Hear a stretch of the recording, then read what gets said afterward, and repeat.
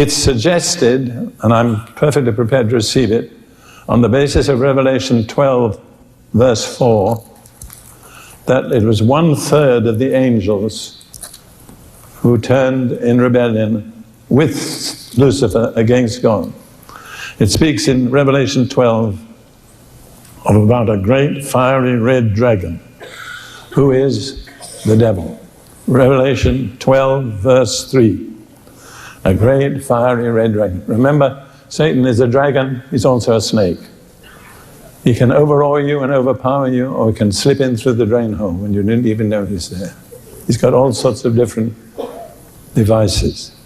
Anyhow, it says of this dragon, his tail drew 1/3 of the stars of heaven and threw them to the earth.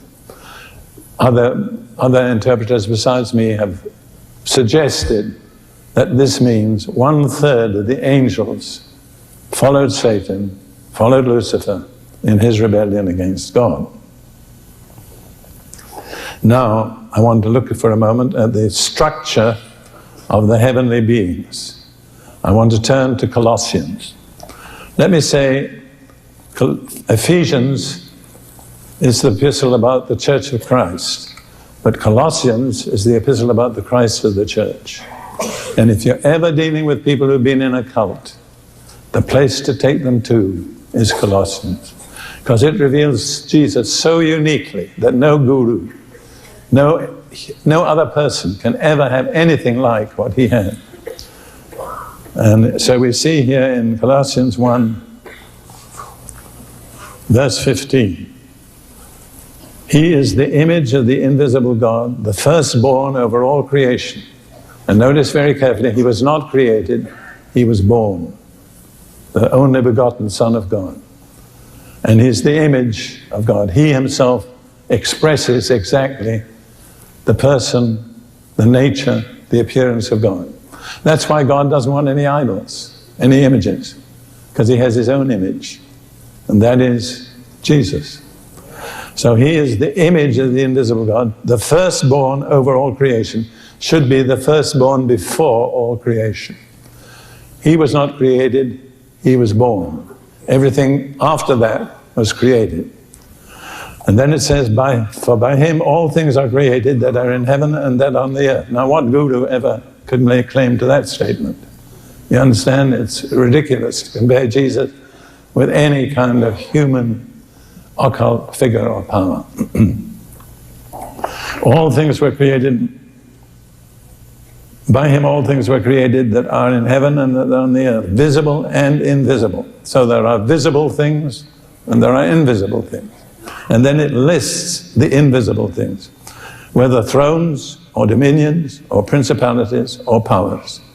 So there are 4 main orders in the heavenly realm of the created being.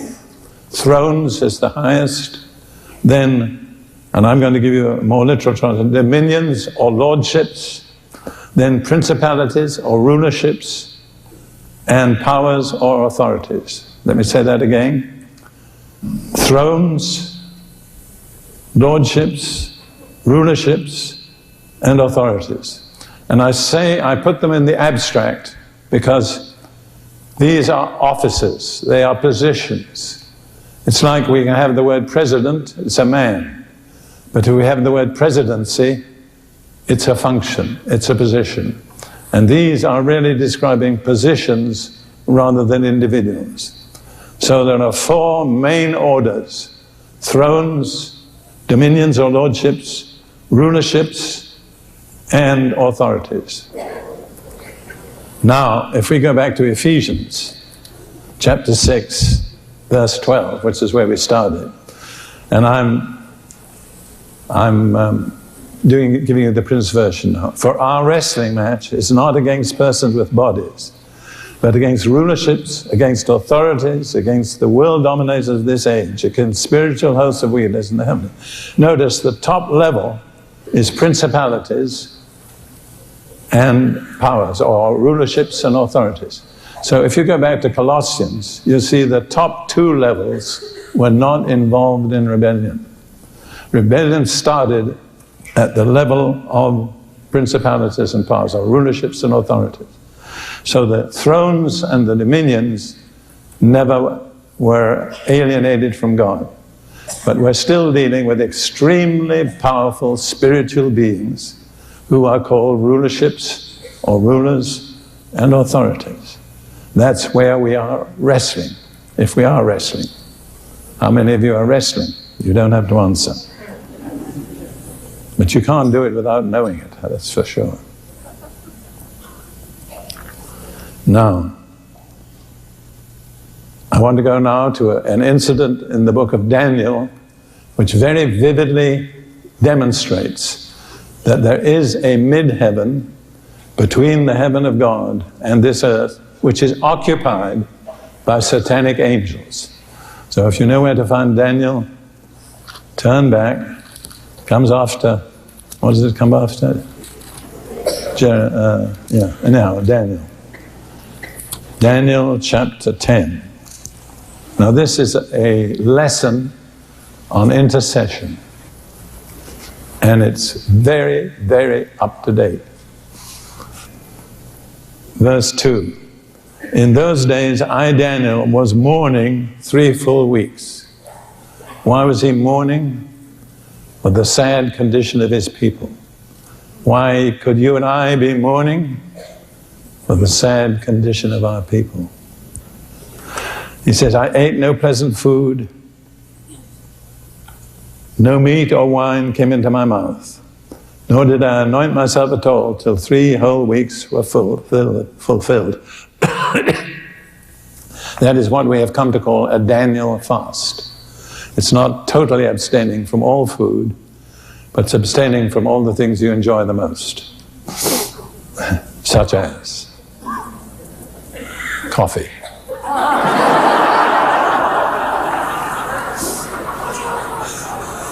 Now I've stopped preaching and I'm meddling with people's business. There are a lot of other things. Now, let me tell you this. This is just by the way. When I was saved in 1941, if you can believe people were alive and walking the earth as long ago as that. I was saved in the British Army, and I was totally unspiritual. I didn't know that God spoke to people. But I felt that somebody was saying to me, no chocolate, no chocolate, no chocolate. So I thought, that's ridiculous. Besides, I like chocolate. And later on, I was in charge of the canteen in my unit in the desert, and I controlled all the chocolate. But later, when I married Ruth, she said to me, you're a chocoholic. She said, I've never seen anybody eat chocolate the way you do. You'll eat a whole Toblerone bar in one sitting. See, I became an addict to chocolate. And I'm free now, thank God. But if I'd only heeded God's warning, it would have saved me a lot of suffering. The strange thing is about the well, we're not in the 20th century now, we're in the 21st. But anyhow, the recent period of 50 or 60 years, something has dropped out of this Christian vocabulary. You know what it is? Self-denial. Up till that time, almost all people, whether Christians or not, assumed that Christians would practice self-denial. But somehow, it just slipped through the cracks. Today, very few people as Christians even think about self-denial. But you know what Jesus said? He said, if you're going to follow me, what's the first step? If anyone will come after me, let him deny himself. So Daniel denied himself. Daniel was without any pleasant food for 3 weeks. Now on the 24th day of the first month, as I was by the side of the great river, that is the Tigris, I lifted my eyes and looked, and behold, a certain man clothed in linen, whose waist was girded with gold Uphaz. His body was like beryl, his face like the appearance of lightning, his eyes like torches of fire, his arms and feet like burnished bronze in color. And the sound of his words was like the voice of a multitude. And I, Daniel, alone saw the vision. For the men who were with me did not see the vision, but great terror fell upon them, so that they fled to hide themselves. I remember the people who led me to the Lord were friends of Smith Wigglesworth. So I never had direct contact with him. But I remember him saying once, a lady came to him and said, Mr. Wigglesworth, do you think I saw an angel? because I had an experience. And Smith Wigglesworth said, "Were you frightened?" And she said, "No." And he said, "Then it was not an angel." Because every time anybody saw an angel in the Bible, they were frightened. So Daniel was frightened. And we go on verse 8. "Therefore I was left alone, and I saw this great vision. And my strength, no strength remained in me. For my vigor was turned to frailty in me, and I retained no strength. Yet I heard the sound of his words, and when I heard the sound of his words, I was in deep sleep on my face, with my face to the ground." You can't come in lower than that. When I'm about to minister anywhere, as for instance here, I always take pains to take time on my face on the floor. Because when you're face on the floor, you can sink no lower. There's only one way you can go after that. That's up. And if I fail to do it, I always tremble that the consequences will display the fact. Anyhow, verse 10, "Then suddenly a hand touched me, which made me, or set me trembling on my knees and on the palms of my hands.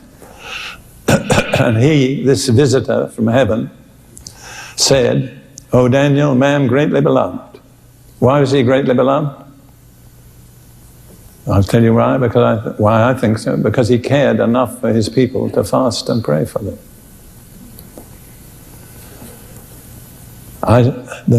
Understand the words that I speak to you and stand upright, for I have now been sent to you. I didn't finish what I was saying about fasting. The year before last, I spoke at a conference of intercessors for America with Bill Bright, whom you know has introduced fasting to many people. And as a matter of interest, I calculated how much time I'd actually fasted during my Christian life. And I found out it was more than 8 years. But not all at one time. And I do not consider any of it wasted time. Wherever I am, I wouldn't be where I am now if I hadn't practiced fasting. And Jesus said to his disciples, "When you fast." He didn't say if you fast. He said when you fast. He put it on exactly the same level as giving to charity and praying. 3 things: when you pray, when you give alms, and when you fast. And he's a pattern. He didn't have any ministry until he'd spent 40 days fasting. It says in Luke chapter 4, after he was baptized, he went into the desert full of the Holy Spirit. After 40 days fasting, it says he came out in the power of the Holy Spirit. There's a difference. You are full of the Holy Spirit, maybe, but are you moving in the power of the Holy Spirit? It's another question. Anyhow, we're going back to Daniel chapter 10, verse 12. "Then he said to me, 'Do not fear, Daniel, for from the first day that you set your heart to understand and to humble yourself before your God.'" To do what? What's the opposite of humility? We're going to do one or the other. Which will it be? Pride is disastrous. Humbling yourself is the way to success. To humble yourself before your God. "Your words were heard, and I have come because of your words." Now, Daniel had been fasting 21 days. But the first day that he began fasting, the angel was sent with the answer. Why did he take 21 days to get through? Well, it tells you. "But the prince of the kingdom of Persia withstood me 21 days. Now, that's no human being.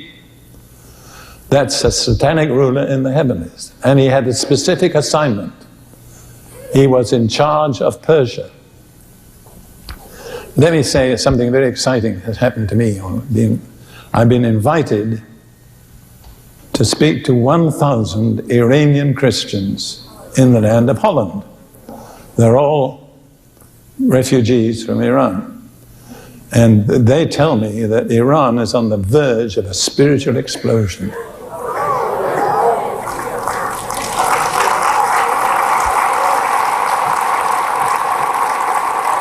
And I'll just tell you this, I hope it doesn't seem boasting. Our representative in Holland was trying to interest them in me, which is, optional. And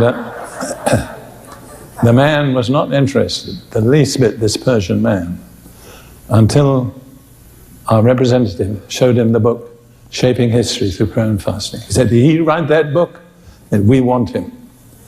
There are at least 4 nations whose history has been radically affected by that book. That's Russia, Czechoslovakia, Persia, and one other nation that I forget which. And I want to tell you, if you want to see your nation changed, it will not happen without prayer and fasting. I wrote that book about, more than 20 years ago. I'm an American by choice, you know that? I immigrated to this nation by accident. Not many people immigrated by accident, but I did. Because I arrived at the border with my Danish wife and my little black African daughter from Canada, in Pembina, North Dakota. And they said, what are you coming for? Well, I said, a visit. I had an invitation from an AOG pastor. Well, they said, how long is the visit? Well, I said, about 6 months. They said, that's too long for a visit. Well, I learned not to argue with people like that. So I said, well, maybe you can help us. So you can hardly believe this, but they said, come into Minneapolis and we'll arrange for you to immigrate. That I'm probably the only person who's ever immigrated to the United States by accident. And I thank God for this nation. The Christians of America have been extremely good to me. I have a debt.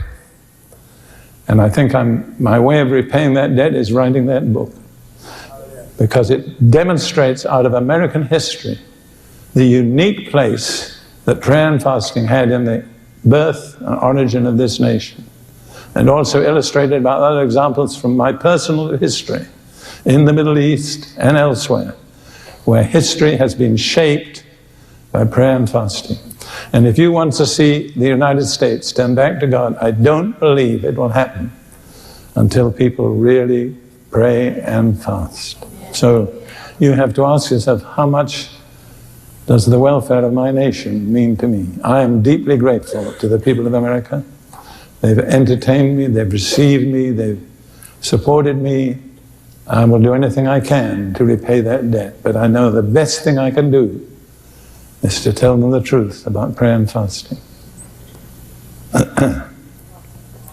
You know, the Pilgrim Fathers, do we call them that? You know, the Pilgrims, viewed from British perspective, were a dropout. I mean, they just sailed west and disappeared out of English history. When I got here, I was invited to speak at Plymouth, in Massachusetts, on the Pilgrims. I didn't know a thing about them. I had to find out. And they had, because of religious persecution in England, they fled to Holland. And they gathered their whole company, men, women, and children, in Leiden, in Holland, and they appointed a day of prayer and fasting based on Ezra chapter 8, verse 21, to humble ourselves before the Lord and to seek from Him a right way. Then they set out from there, stopped in Plymouth, and took the journey to New England. You can say, in a sense, this nation, or this section of this nation, was born out of prayer and fasting, and was based on the Bible. And I think it's very stupid to turn away from the Bible to human philosophies. I mean, I was a philosopher. I have no respect for human philosophy. It's a waste of time.